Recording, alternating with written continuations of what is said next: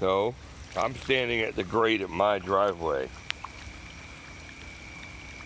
And at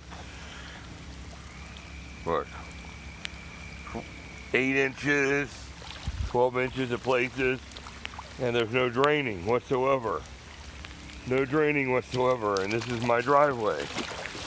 There's not a drain. Do you see it? Do you see any draining? See the water level going down, away? No. No. I walk across the street to the other connected drain, and you can see, look, oh gosh, it's coming out a little tiny bit. Maybe a little tiny bit. And then I come over here to where my yard is, and it's barely dribbling.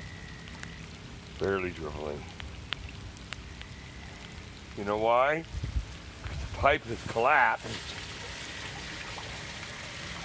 There is no water draining, and there's nowhere for the water to go.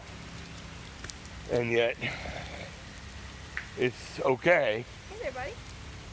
Shine the light over here, Thomas. Look at that. Here, shine the light on the water, please. Yeah, there we go. All the way down, Thomas. All the way down. There you go. See that? Yeah. And then this is my house. And Thomas, all the water